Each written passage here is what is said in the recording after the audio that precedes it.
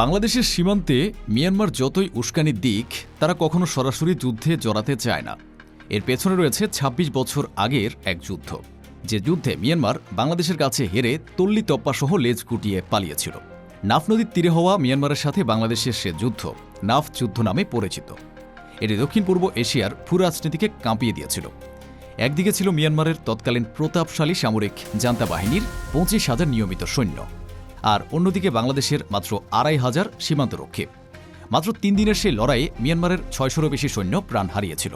তবে আশ্চর্যজনকভাবে বাংলাদেশের একজন সৈনিকেরও প্রাণহানি ঘটেনি। আধুনিক সামরিক ইতিহাসে এমন বিজয় বিরল। কিভাবে সম্ভব হয়েছিল এই অভাবনীয় জয়? কেন মিয়ানমারের সাথে বাংলাদেশের সংঘাতে লিপ্ত হতে হয়েছিল? ক্যাপসুলের আজকের ভিডিওতে উন্মোচন করা হবে ২০০০ সালের নাফ যুদ্ধের সেই রোমহর্ষক সত্য কাহিনী। ২০০০ সালে সংগঠিত হলেও নাফ যুদ্ধের বীজ বপন করা হয়েছিল আজ থেকে প্রায় ৬০ বছর আগে। ১৯৬৬ সালে তৎকালীন পাকিস্তান ও মিয়ানমার সরকার একটি সীমান্ত চুক্তিতে উপনীত হয়। সেই চুক্তির মূল ভিত্তি ছিল নাফ নদীর থালোয়েগ প্রিন্সিপাল বা খাতের মধ্যভাগকে আন্তর্জাতিক সীমারেখা হিসেবে মেনে নেওয়া। কিন্তু মিয়ানমারের সামরিক শাসকরা এই চুক্তিকে কেবল কাগজের টুকরো মনে করত। তাদের নজর ছিল নাফ নদীর তীরের উর্বর ভূখণ্ড আর কৌশলগত অবস্থানের উপর। নাফ নদীর মিয়ানমার অংশে ১২টি প্রধান উপশাখা ছিল। আন্তর্জাতিক আইন অনুযায়ী মিয়ানমার এই শাখাগুলোতে এমন কোনো পরিবর্তন করতে পারত না যা নদীর মূল স্রোতকে বাংলাদেশের দিকে ঠেলে দেয়। কিন্তু ১৯৯০ দশকের শুরু থেকে তারা অত্যন্ত সুকৌশলে ১১টি প্রশাখায় বিশাল বিশাল পাথর আর কংক্রিটের বাঁধ নির্মাণ করে ফেলে। ফলাফল যা হওয়ার তাই হয়। নাফ নদীর প্রবল স্রোত বাংলাদেশের তীরের দিকে সরাসরি আছড়ে পড়তে শুরু করে। বাংলাদেশ হারায় প্রায় ২৫০০ একর মহামূল্যবান ভূখণ্ড। ২০০০ সালের জানুয়ারিতে মিয়ানমার যখন ১২ নম্বর এবং সর্বশেষ প্রশাখাতেও বাদ দেওয়ার কাজ শুরু করে, তখন বাংলাদেশের পিঠ দেয়ালে ঠেকে যায়। এই শেষ বাঁধটি সম্পন্ন হলে টেকনাফ শহরটি মানচিত্র থেকে চিরতরে নদীগর্ভে হারিয়ে যাওয়ার উপক্রম হতো। বাংলাদেশের সীমান্তরক্ষী বাহিনী বিডিআর বারবার প্রতিবাদ জানালেও মিয়ানমার ছিল নাছোড়বান্দা। কূটনৈতিক টেবিলে তারা কেবল সময় ক্ষেপণ করছিল। কয়েক দফা অত্যন্ত কঠোর ভাষায় চিঠি চালাচালি হলেও তারা বাঁধ নির্মাণের কাজ বন্ধ করেনি। তৎকালীন বিডিআর প্রধান বুঝতে পেরেছিলেন কথা আর যুক্তির সময় শেষ, এবার মোকাবেলা করার সময়। নাফ যুদ্ধে লড়াইয়ের নেপথ্যের কারিগর ছিলেন তৎকালীন বিডিআর মহাপরিচালক মেজর জেনারেল আলম ফজলুর রহমান। তিনি কেবল একজন দক্ষ অফিসারই ছিলেন না, ছিলেন এক প্রখর সমর কৌশলী। ভৌগোলিক দিক থেকে মিয়ানমার সৈন্যরা ছিল উঁচু পাহাড়ে এবং সুবিধাজনক অবস্থানে, যা রণক্ষেত্রে তাদের এগিয়ে রাখত। কিন্তু ফজলুর রহমান জানতেন যুদ্ধের জয় পরাজয় কেবল অবস্থানের উপরে নয়, বরং মানসিক শক্তি আর প্রস্তুতির উপর নির্ভর করে। তিনি একটি বিষয় পরিষ্কারভাবে চিহ্নিত করেছিলেন, সেটি হলো যুদ্ধে গোলাবারুদের কোনো ঘাটতি রাখা যাবে না। অত্যন্ত গোপনীয়তার সাথে এক রাতেই মর্টারের গোলা থেকে শুরু করে ছোট বড় বিভিন্ন ধরনের প্রায় ২৫ লাখ গোলাবারুদ তিনি কক্সবাজার পাঠিয়ে দেন। এটি ছিল এক বিশাল লজিস্টিক অপারেশন। তিনি তার কর্মকর্তাদের আদেশ দিয়েছিলেন সাশ্রয় করার চিন্তা করবেন না, শত্রুকে নিঃশেষ করার জন্য যতটুকু প্রয়োজন ততটুকু গোলা ব্যবহার করবেন। তবে এই প্রস্তুতির পেছনে ছিল এক কঠিন রাজনৈতিক চ্যালেঞ্জ। বাংলাদেশের তৎকালীন প্রধান সেনাপতি লেফটেন্যান্ট জেনারেল হারুনুর রশিদ এই সংঘাত এড়াতে চেয়েছিলেন। তিনি চেয়েছিলেন আলোচনার মাধ্যমে সমাধান করতে। ফলে যুদ্ধের যাবতীয় দায়ভার এবং ঝুঁকি বিডিআরের উপরেই বর্তায়। জেনারেল ফজলুর রহমান জানতেন এ যুদ্ধ হারলে তাকে কোর্ট মার্শালের সম্মুখীন হতে পারে, কিন্তু দেশের মানচিত্র রক্ষার প্রশ্নে তিনি ছিলেন আপোষহীন। তিনি উচ্চপদস্থ কর্মকর্তাদের সীমান্তে পাঠিয়ে সরাসরি রণক্ষেত্র থেকে অভিযানের দিক নির্দেশনা দেওয়ার প্রস্তুতি সম্পন্ন করেন। ২০০০ সালের ৮ই জানুয়ারি, সময় দুপুর ২:৩০। জেনারেল ফজলুর রহমান তখন নিয়মিত সীমান্ত পরিদর্শনে দিনাজপুরে অবস্থান করছিলেন, কিন্তু তার পুরো মনোযোগ ছিল সুদূর টেকনাফে। সেখান থেকেই তিনি তার বাহিনীর কাছে ঐতিহাসিক সে কোডওয়ার্ড পাঠিয়েছিলেন, যেখানে বলা হয়েছিল বিসমিল্লাহ। এই এক শব্দেই শুরু হয় দক্ষিণ পূর্ব এশিয়ার ইতিহাসের অন্যতম গুরুত্বপূর্ণ এক সীমান্ত অভিযান। টেকনাফের হোয়াইকং ইউনিয়নের তোতার দ্বীপ সংলগ্ন অঞ্চলে বিডিআরের মর্টারগুলো প্রথম গর্জে ওঠে। এটি কোনো রক্ষণাত্মক লড়াই ছিল না। বিডিআর শুরু থেকে অফেন্সিভ বা আক্রমণাত্মক অবস্থান নেয়। প্রশ্ন আসতে পারে, কেন দুপুর ২:৩০টাকে আক্রমণের সময় বেছে নেওয়া হয়েছিল? মূলত এটি ছিল জেনারেল ফজলুর রহমানের এক অসাধারণ মাইন্ড গেম। সামরিক ইতিহাসে সাধারণত আক্রমণ হয় ভোরে বা রাতে, কিন্তু শীতের দুপুরে মানুষ শরীরবৃত্তীয় কারণে কিছুটা শিথিল থাকে। মিয়ানমারের গোয়েন্দারা স্বপ্নেও ভাবেনি যে এই সময় বাংলাদেশ আক্রমণ শুরু করবে। বিডিআরের নিখুঁত নিশানায় এবং কামানের গোলার আঘাতে মিয়ানমারের ক্যাম্পগুলো তছনছ হয়ে যায়। গোয়েন্দা তথ্য অনুযায়ী মিয়ানমারের নিয়মিত বাহিনীর প্রায় ২৫,০০০ সৈন্য সেখানে মোতায়েন ছিল, একজন মেজর জেনারেল ও একজন রিয়ার অ্যাডমিরালের নেতৃত্বে।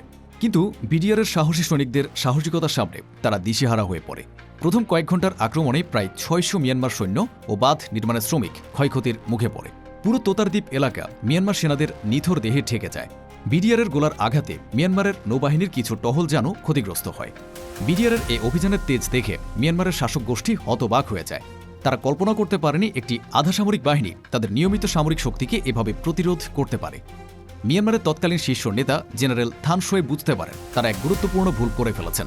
৯ জানুয়ারি রেঙ্গুনে নিযুক্ত সমস্ত বিদেশি রাষ্ট্রদূত এবং সাংবাদিকদের জরুরি ভিত্তিতে তলব করেন তিনি, যেখানে তিনি ঘোষণা দেন বাংলাদেশের সাথে যুদ্ধে লিপ্ত হবার কোনো পরিকল্পনা নেই।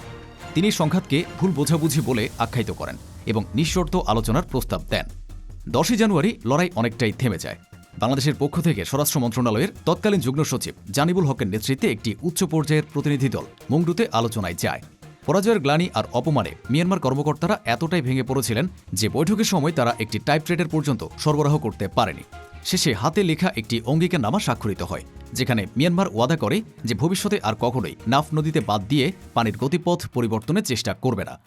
বাংলাদেশের জন্য এটি কেবল একটি সামরিক বিজয় ছিল না, ছিল এক বিশাল কূটনৈতিক বিজয়। নাফ যুদ্ধ ছিল মাত্র ৩ দিনের লড়াই, কিন্তু এর গুরুত্ব ছিল অপরিসীম। এই যুদ্ধের মাধ্যমে বাংলাদেশ রাইফেলস বা বিডিআর তাদের ইতিহাসে প্রথমবার একক বীরত্বের স্বীকৃতিস্বরূপ অপারেশন নাফ পদক লাভ করে। এই যুদ্ধের সবচেয়ে বিস্ময়কর এবং বিরল দিক ছিল শূন্য মৃত্যুহার। যেখানে মিয়ানমারের ৬০০ সৈন্য প্রাণ হারিয়েছিল, সেখানে বিডিআরের একজন সদস্য শহীদ হননি।